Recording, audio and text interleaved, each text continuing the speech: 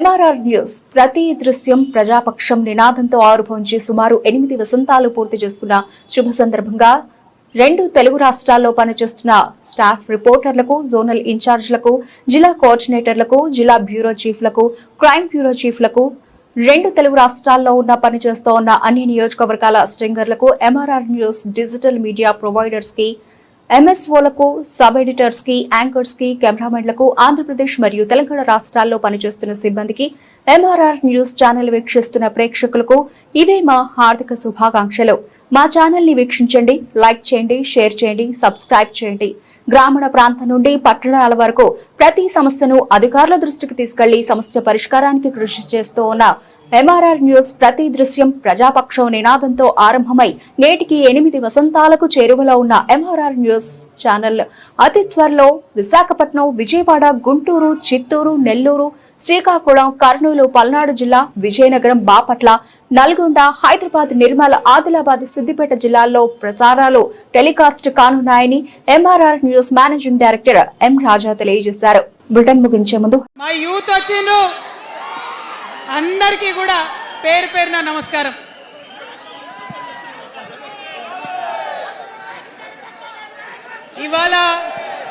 ఇవాళ చాలా చాలా చాలా చాలా మంది ఎదురు చూస్తూ ఉన్నారు ఏం జరుగుతుంది ఈ రాష్ట్రంలో అని. ఒక్క మాట మాత్రం నేను నా తెలంగాణ ప్రజలకు చెప్పగలుగుతా. గత 20 ఏళ్లుగా తెలంగాణ ఉద్యమంలో నేను పోషించినటువంటి పాత్ర, తెలంగాణ జాగృతి పోషించినటువంటి పాత్ర మీ అందరికీ తెలిసిందే.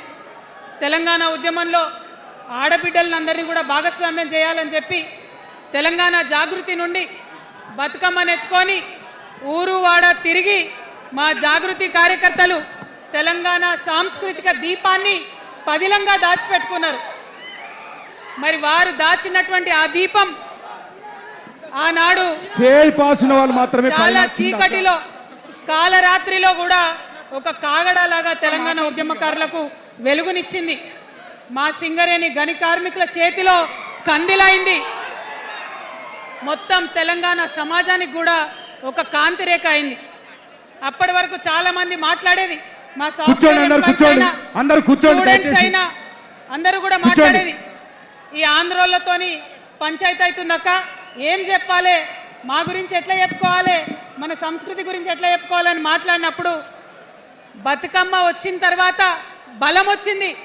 బతుకమ్మ పాట వచ్చిన తర్వాత ఇది మా సంస్కృతి, ఇది మా పండుగ, ఇగో గిది తెలంగాణ అని ఎత్తిన ప్రతి బతుకమ్మలో కూడా జై తెలంగాణ జెండా పెట్టి మా ఆడబిడ్డలందరూ కూడా బతుకమ్మ అంటే ఏందో ప్రపంచానికి పునఃపరిచయం చేసుకోవడం జరిగింది.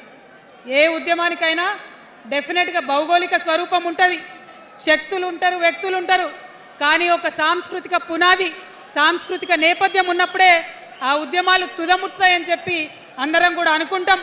తెలంగాణ ఉద్యమానికి బలమైనటువంటి సాంస్కృతిక పునాదినిచ్చి ఆడబిడ్డలందరినీ ఉద్యమంలో జత చేసినటువంటి ఘనత ఇక్కడ ఉండేటటువంటి జాగృతి కార్యకర్తలదేనని నేను ఇవాళ సగర్వంగా ప్రకటిస్తూ ఉన్నాను. మరి ఇవాళ మిమ్మల్ని నేను కోరేది ఒకటే, కష్టపడ్డాం, తెలంగాణ తెచ్చుకున్నాం, కానీ మనం కలలు కన్న తెలంగాణ వచ్చి 12 ఏళ్ళైనా ఇంకా కూడా మనకు రాలేదు. ఏమేం కలలతో తెలంగాణ తెచ్చుకున్నామో ఆ కలలన్నీ ఇంకా నిజం కాలేదు. మరి తెలంగాణ ఉద్యమ రథం, ఆనాటి ఉద్యమ రథసారథి కేసీఆర్ గారి నేపథ్యంలో తెలంగాణ ఉద్యమ రథం ఎక్కడనో దారి తప్పింది. తెలంగాణ ప్రజల ఆర్తిని అది అర్థం చేసుకోలేకపోయింది.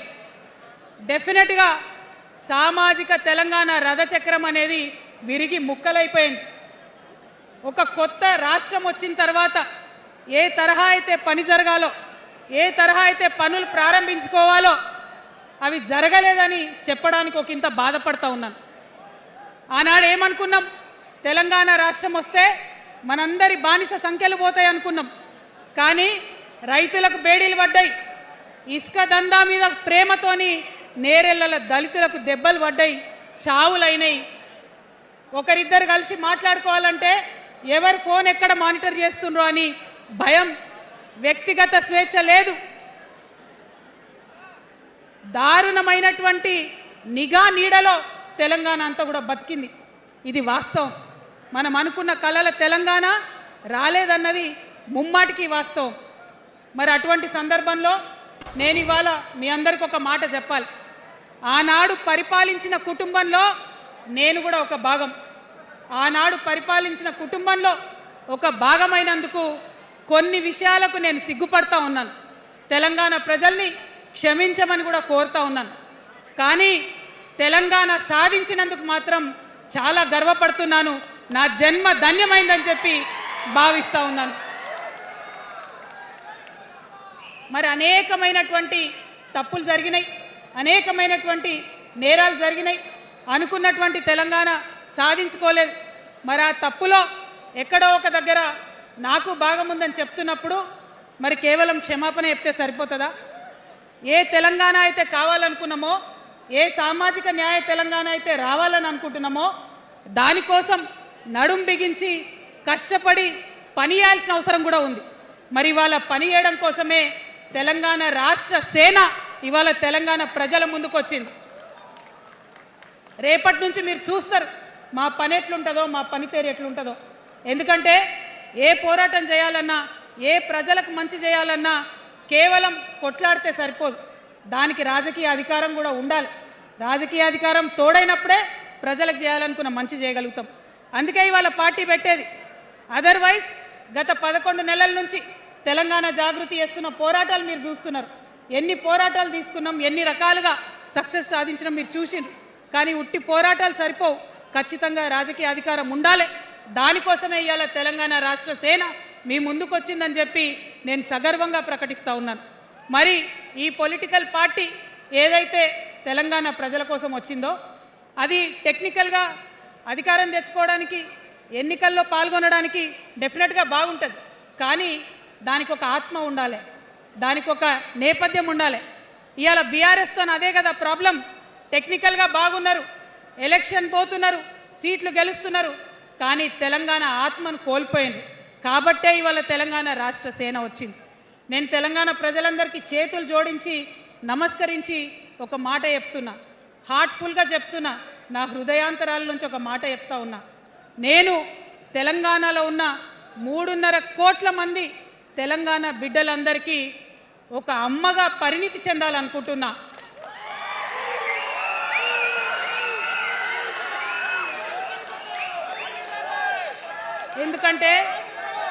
ఎందుకంటే ఒక అమ్మతనంతో పరిపాలన జరిగినప్పుడే బిడ్డలకి ఏదైనా కష్టం వస్తే అమ్మ హృదయం బద్దలవుతుంది.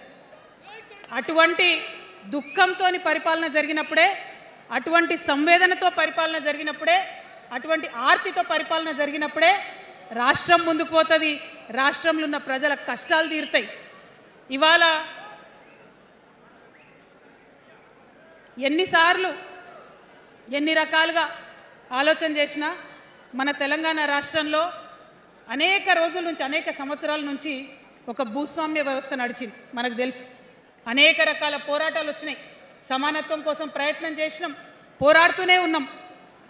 అది రైతాంగ సాయుధ పోరాటం కావచ్చు, ముల్కీ ఉద్యమం 1952 కావచ్చు, 1969లో తెలంగాణ ఉద్యమం కావచ్చు, తర్వాత వచ్చినటువంటి నక్సలైట్ ఉద్యమం కావచ్చు, అనేక సామాజిక ఉద్యమాలు, ఎందరో మంది మహానుభావులు, ప్రొఫెసర్ జయశంకర్ గారి దగ్గర నుంచి మొదలు పెడితే చాక లైలమ్మ గారు, దొడ్డి కొమరయ్య గారు, ఆరుట్ల కమలాదేవి గారు, రావి నారాయణ రెడ్డి గారు, సురవరం ప్రతాప్ రెడ్డి గారు, దాశరథి గారు, కాళోజీ గారు, నక్సలైట్ ఉద్యమంలో గద్దరన్న గారు, గణపతి గారు, మారోజు వీరన్న గారు, సాంబశివుడు గారు, ఇట్లా అనేక మంది పోరాటం చేస్తే అంతో ఇంతో సమానత్వం ఇప్పుడు వచ్చింది.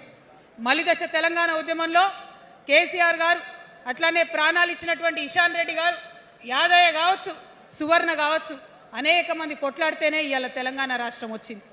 వీరికన్నా ముందు మరి మీ అందరికీ తెలుసు, సమ్మక్క సారలమ్మ దగ్గర నుంచి మన దగ్గర సామాజిక ఉద్యమాలు నడిచినాయి. కొమరం భీం కావచ్చు, సమ్మక్క సారయ్య కావచ్చు, సారలమ్మ కావచ్చు, షోయబుల్లా ఖాన్ కావచ్చు, మగ్దూ మొయ్యుద్దీన్ కావచ్చు, ఇట్లా అనేక మంది కొట్లాడితే కొంచెం సమానత్వం వచ్చింది. కొండా లక్ష్మణ్ బాపూజీ గారిని తెలుసుకోవాలి, పండుగ సాయన్నని తెలుసుకోవాలి, సర్వాయి సర్దార్ పాపన్న గౌడ్ని తెలుసుకోవాలి. ఇట్లా అనేక మంది కొట్లాడింది. పంతు నాయక్ గారు ఉన్నారు. మరి ఇట్లా ఆదివాసీ వీరులు అనేక మంది ఉన్నారు. బియ్యాల జనార్దన్ రావు ఉన్నారు, ఆదివాసుల కోసం కొట్లాడినటువంటి బిడ్డ. వీరందరినీ కూడా వారి స్ఫూర్తిని తీసుకుంటాం. రాజ్యాంగబద్ధంగా రాజకీయ శక్తితోని పోరాటాలు మిళితం చేసి, ప్రజా పోరాటాలు మిళితం చేసి మనం కలలుగానేటటువంటి సామాజిక న్యాయ తెలంగాణను సాధిస్తామని మళ్ళొకసారి సగర్వంగా ప్రకటన చేస్తూ ఉన్నాం. మరి వాళ్ళ తెలంగాణ రాష్ట్ర సేన మీ ముందుకొచ్చిందంటే ఉట్టిగానే రాలే. తెలంగాణలో ఏం జరుగుతుందో ఒకసారి తెలుసుకోవాలి, మనం ఆలోచన చేసుకోవాలి, అర్థం చేసుకోవాలి. ఎన్ని పార్టీలు ఉన్నాయి? 3 పార్టీలు ఉన్నాయి. భారతీయ జనతా పార్టీని తీసుకుందాం. ఆ బీజేపీ అనే పార్టీకి అసలు తెలంగాణ ఏర్పాటే ఇష్టం లేదు, తెలంగాణ ఏర్పాటు అవడమే ఇష్టం లేదు. అందుకే వాళ్ళ అగ్రనాయకత్వం అంతా కూడా ఏం మాట్లాడతారు? తల్లిని చంపినరు, పిల్లని బతికించరు అని ఒకరు అంటారు. ఇంకొకరు ఏమంటారు? నిన్ననే ఒక తలకాయ లేని ఎంపీ, మెడకాయ మీద తలకాయనే లేదు ఆయనకు, ఏమన్నాడు ఆ ఎంపీ?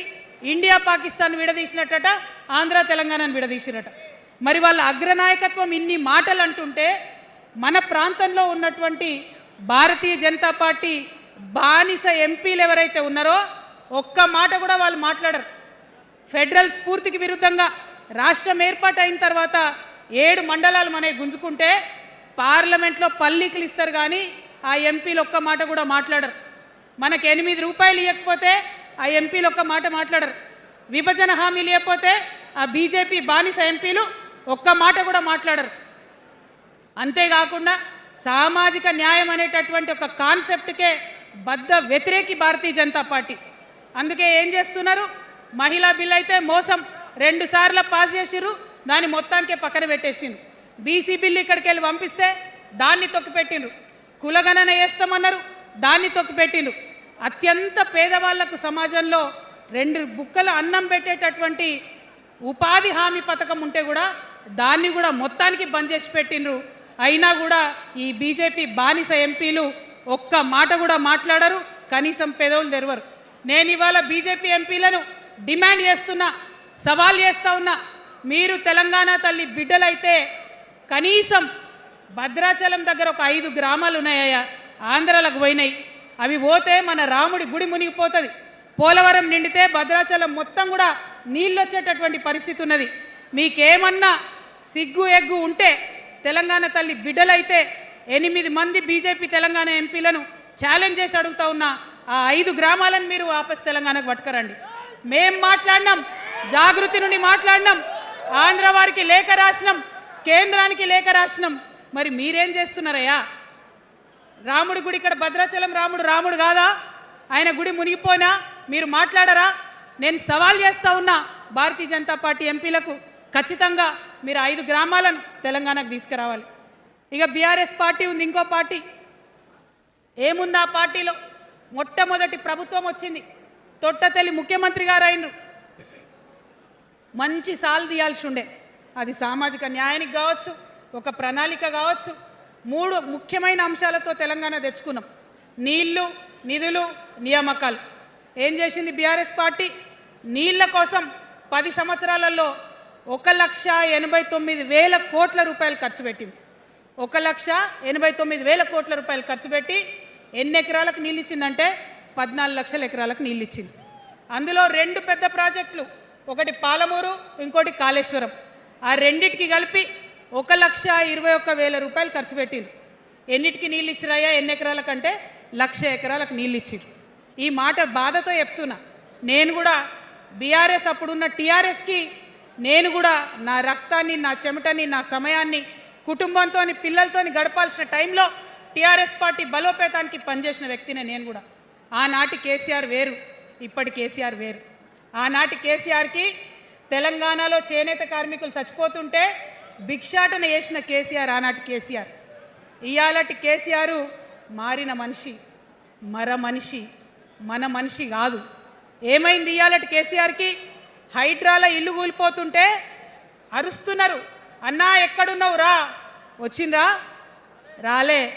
వెలుగుమట్ల ఇల్లు కూలితే వచ్చిండ్రా? రైతులకు వర్ష బీభత్సమై మొత్తం పొలాలు మునిగిపోతే వచ్చిండ్రా? చేవెళ్ళ దగ్గర బస్ యాక్సిడెంట్ అయితే వచ్చిండ్రా? ఎక్కడ చిన్న కష్టం వచ్చిన ప్రజలకు ఆ సారు రారు. ఆ సారు రారు. ఎందుకంటే ఆయన మారిన మనిషి, మనిషి, గుంటనెక్కల తోడేళ్ల చేతిలో ఖైదీ అయినటువంటి మనిషి, మన మనిషి కాదు. బాధతో, దుఃఖంతో, ఆవేదనతో చెప్తున్న మాట, సంతోషంతో చెప్తలేని ఈ మాట నేను. అట్లాంటి కేసీఆర్ ఎట్లా ఉండే ఒకప్పుడు? అదే ఆర్డీఎస్ అంతా పాదయాత్ర చేసి నా తెలంగాణకు నీళ్లు కావాలని అడిగినరు. ఇవాళ మరి 10 ఏళ్ళ అధికారం ఉంటే పాలమూరు రంగారెడ్డి ప్రాజెక్టు కోసం 10 ఏళ్లలో ముందుకు పోతలేదంటే, ఎవరన్నా తెలంగాణ పట్ల ప్రేమ ఉంటే, పాలమూరు పట్ల ప్రేమ ఉంటే, కృష్ణా నీళ్లు వాడుకోవాలంటే మన కేసీఆర్ అయ్యుంటే ఆ పాలమూరు రంగారెడ్డి ప్రాజెక్ట్ కాడ కుర్చేసుకొని అది కట్టిస్తుండే. ఏం చేసినారు మారిన కేసీఆర్ గారు? పంజాబ్ పోయినరు, గుజరాత్ పోయినరు, బీహార్ పోయినరు. మేము మొత్తం రాష్ట్రంలో పీక్ కట్టలు కట్టాం, నేషనల్ పార్టీ పెడతామని పోయినరు తప్పితే తెలంగాణ ప్రజలను పట్టించుకోలేదు. పట్టించుకుని ఉంటే, కేంద్రంతో గొడవ పెట్టుకోకుండా ఉంటే ఇవాళ పాలమూరు రంగారెడ్డి పారకపోతుండేనా? నేను అడుగుతా ఉన్నా స్ట్రేట్గా. ఇన్ని రోజులు నేను ఎన్ని మాటలు మాట్లాడినా బీఆర్ఎస్ పార్టీ నాయకులు ఒక్కరు కూడా బయటకు వస్తలేరు, సమాధానం చెప్తలేరు. దీనికి మీరు సమాధానం చెప్పకపోతే ప్రజలే మిమ్మల్ని బయటకు లాగి సమాధానం చెప్పేటట్టు చేస్తారని కూడా ఈ సందర్భంగా నేను తెలియజేస్తా ఉన్నా. ఒకటే మాట అడుగుతున్నా, మన కేసీఆర్ అయ్యుంటే ఆనాడు తెలంగాణ బిడ్డలు కష్టపడితే